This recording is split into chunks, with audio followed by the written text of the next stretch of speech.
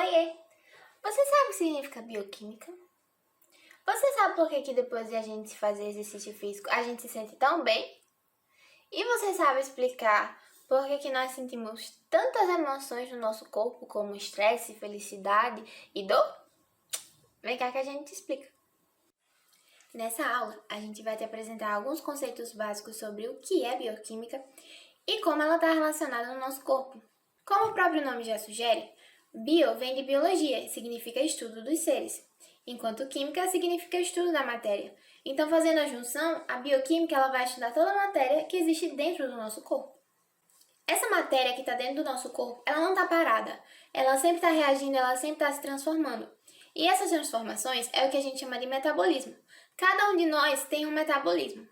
O metabolismo são séries de reações químicas que ocorrem dentro do nosso corpo e é ele que faz com que o nosso corpo funcione e continue a cada hora funcionando e suprindo todas as necessidades do nosso dia.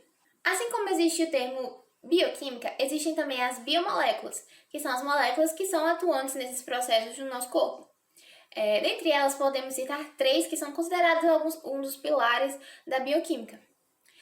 Os carboidratos. Os carboidratos, eles são moléculas que vão desde moléculas pequenas, poucos átomos juntos, uma estrutura pequena, até átomos mais complexos e maiores, que realizam maiores transformações, que realizam mais atividade do nosso corpo.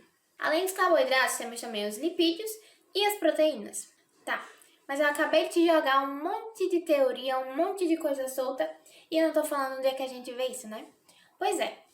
Olhando no mundo dos esportes, se a gente pegar o mundo das lutas, as lutas são atividades muito precisas, muito fortes de um alto desempenho.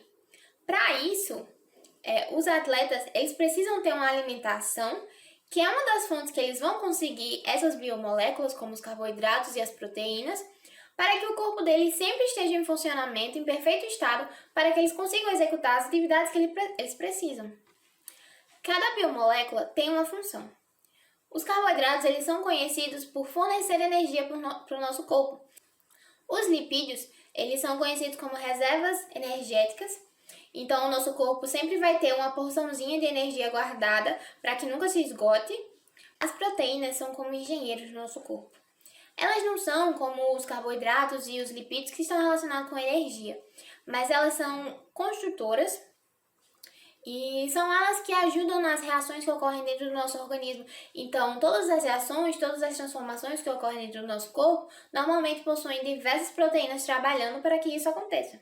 Agora que a gente falou de biomoléculas, um conceito também muito importante são alguns hormônios, que são algumas substâncias químicas também que atuam dentro do nosso corpo, normalmente advindas do nosso sistema nervoso, dos nossos neurotransmissores.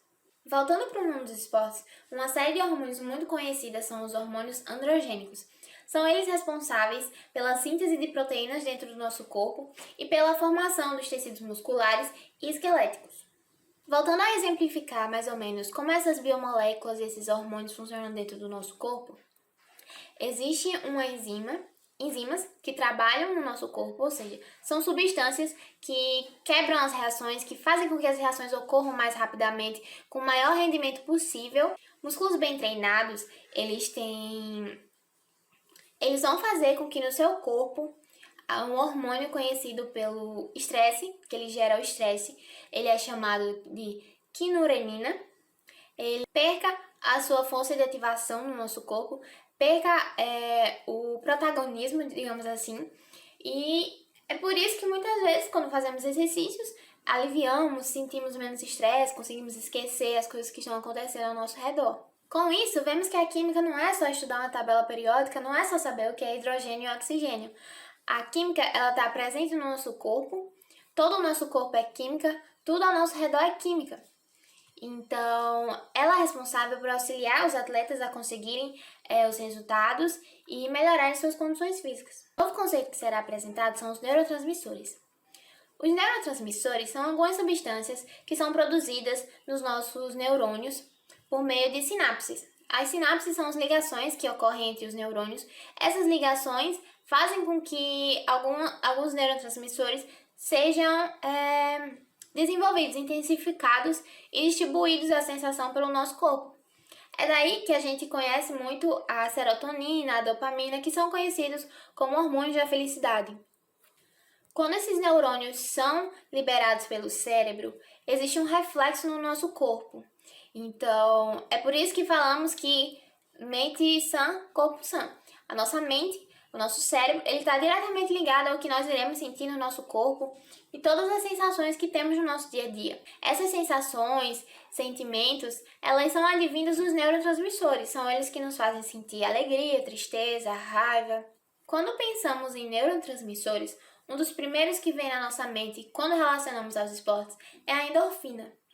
A endorfina é um neurotransmissor que ela se assemelha à morfina, que é uma substância que é muito conhecida por aliviar a dor. Então, quando nós relacionamos a endorfina e o esporte, temos uma sensação de bem-estar e temos um alívio da dor. E é por isso que quando eu te perguntei se você sabia por que nós sentimos prazer depois que terminamos as atividades físicas, é por causa dos neurotransmissores que a nossa mente produz e espalha para o nosso corpo. Vem cá, agora que tu já aprendeu tudo sobre bioquímica e um pouquinho sobre substâncias químicas que são usadas muitas vezes ilegalmente pelos atletas, deixa eu te perguntar uma coisa. Tu já se exercitou hoje e produziu tua serotonina diária? Trazendo para o mundo das lutas, por exemplo, a competição e a atividade intensa liberam uma quantidade enorme de adrenalina, neurotransmissor responsável por preparar nosso corpo para grandes esforços físicos, estimulando o coração e outros órgãos. Quando observamos todos aqueles movimentos, nem imaginamos as milhares de reações químicas que estão acontecendo dentro daquela pessoa. Muitas pessoas sentem prazer após a execução de atividades físicas. Isso é explicado pelo aumento da inativação do cortisol, aumento da síntese de anandamida, uma substância que regula várias atividades do sistema nervoso central, além do aumento da serotonina. E exercícios equilibra níveis de hormônios negativos e intensifica a liberação dos positivos. Agora que você já sabe a relação da química com as lutas, existe também a prática de uso de substâncias químicas que chegam a trapacear todo esse sistema que nosso corpo possui de forma não natural. É o que chamamos de doping. O doping é o uso de substâncias que vão alterar a resposta do corpo perante um estímulo. É utilizado para potencializar propriedades, como força, agilidade, rendimento e diversos outros.